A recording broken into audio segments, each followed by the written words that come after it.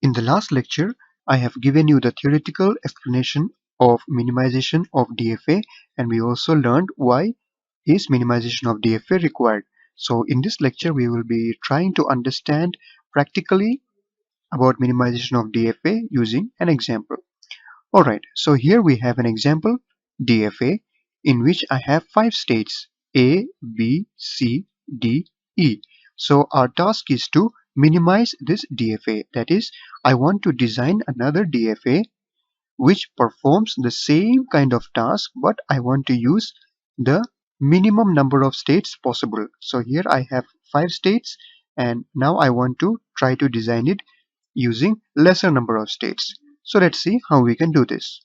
So the first step in doing this is to draw the state transition table for this DFA. So here I have drawn the state transition table for this DFA. We have 5 states A, B, C, D and E, and A is the starting state or the initial state and E is the final state. And on getting inputs 0 and 1, these are where these states go to. Now we have to perform the minimization of this DFA. So in order to do that, how we have to start is we have to start with the 0 equivalence, then we'll go to 1 equivalence, 2 equivalence and so on. So the first step is to write down the 0 equivalence. So how do we write the 0 equivalence? In order to write down the 0 equivalence, it's very simple. You have to just write the non-final states together as one set, and you have to write the final states as another set. So here what are my non-final states? A, B, C and D. So I will make this as one set. A, B, C and D. And what are my final states? Here I have only one final state, that is E. So this is the first step of writing the 0 equivalence. So it is very easy to write the 0 equivalence. Just write the non-final states as one set and the final states as another set. Okay, so that's it about 0 equivalence. Now let's come to 1 equivalence. 1 equivalence. Now how do we write this 1 equivalence? For writing the 1 equivalence, you have to look at this row of 0 equivalence, and you see that these 4 states are in one set. Now you have to check if these states are 1 equivalent to each other. So first we'll check for A, B, then we'll continue. So how do we do that?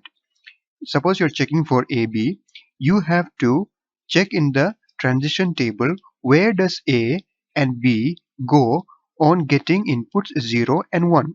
And if you see that the states to which A and B goes on getting particular inputs 0 and 1, if they fall in the same set, if those states fall in the same set as this, in this 0 equivalence row, then they are said to be 1 equivalent to each other.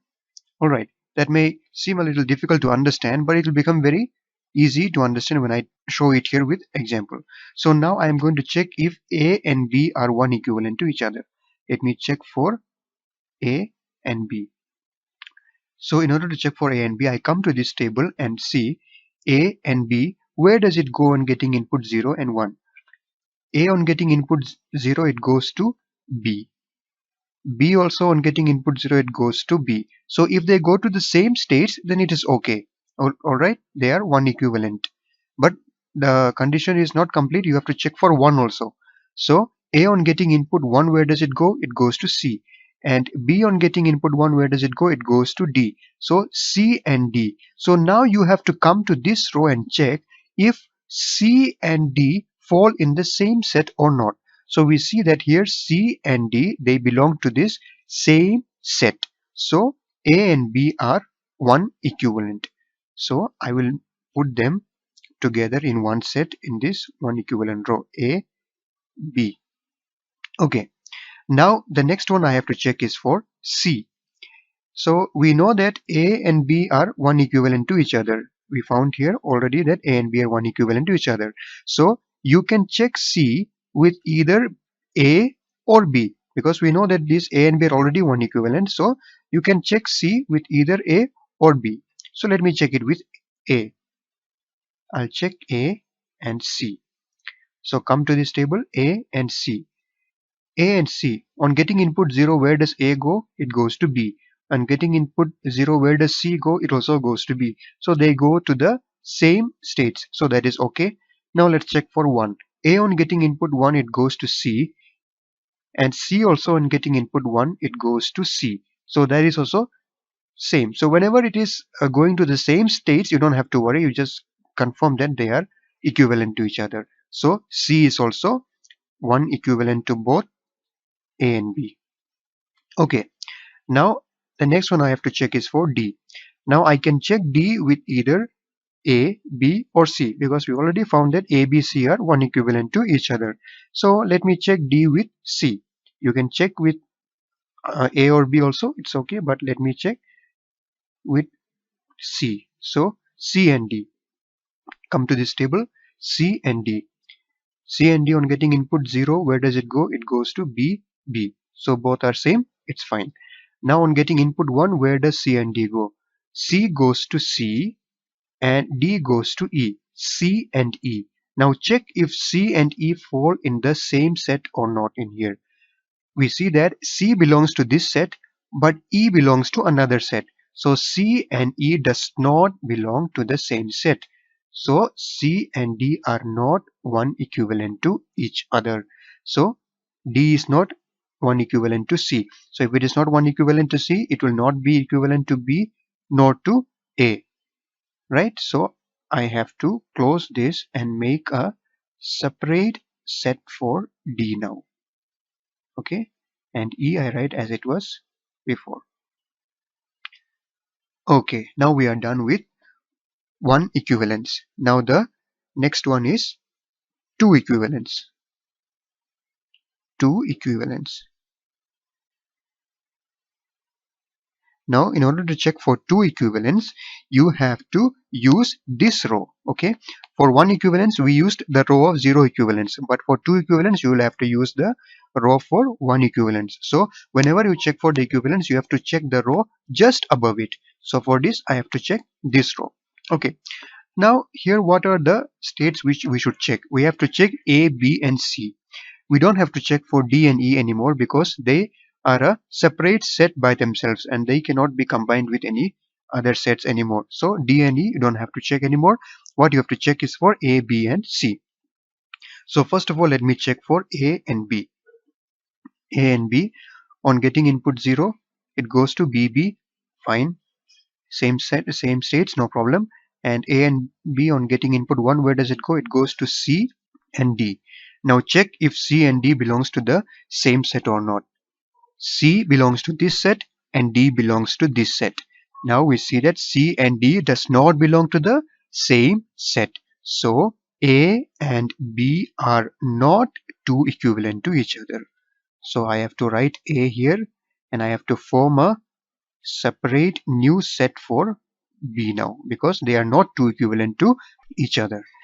Okay, now I finished for A and B. Now I have to check for C. Now here we see that A and B are separate. So I don't know whether C will be two equivalent to A or to B. So I have to check separately. So let me first check for A and C. A and C, whether they are two equivalent or not. A and C. On getting input 0, where does it go? It goes to B and B. Same states, no problem. And on getting input 1, A and C, where does it go? It goes to C, C. Both goes to the same states. So A and C are two equivalent to each other. So I can put C in this set. So B is now a separate set. D, I'll write it down as it was. And E also, I write it down as it was. Okay, now we have finished two equivalents. Now coming to the next one, that is three equivalents. Three equivalents. Now in order to check for three equivalents, what we have to do? We have to check this row. We have to use this row now of two equivalents because that is the row just above these three equivalents. Okay, now I don't have to check for B, D and E because they are three separate sets and I cannot combine them with anything. Now I have to only check for A and C. Let's check for A and C. A and C. On getting input 0, where does A go? It goes to B. And C, where does it go? C also goes to B. So same states, it's okay. And on getting input 1, where does A and C go? A goes to C, B also goes to C. So again we got the same states, so they are three equivalent to each other. So I can write A and C together. And I'll write the rest of the things down as they are because I don't have to check for them anymore. They form their own separate sets. Okay, now if you observe carefully, you see that these two equivalents and three equivalents, the result that we got for them are the same. Here we see AC as one set, then BDE. Here also we see AC as one set and BDE. So when you find that two rows consecutively are giving the same result, that means it is time to stop the process. You can end the process. You don't have to continue further. Now if you continue for 4 equivalents, 5 equivalents, or up to n equivalents, you will always get this same answer. Alright, so now you can stop the process and now you can draw the DFA. So here we see that A and C are a single state. Now these two can be combined and they can be formed as a single state. AC is one state and B is another state, D is another state, and E is another state. Now I have 1, 2, 3, 4 states. Before, how many states we had? 1, 2, 3, 4, 5. Now I minimized my DFA and I got 4 states. I can design the same DFA using 4 states. So let me draw the state transition diagram for this. For this, let me just bring this table down because we need to look at this table for drawing. So the same transition table which we used above, I will draw it here.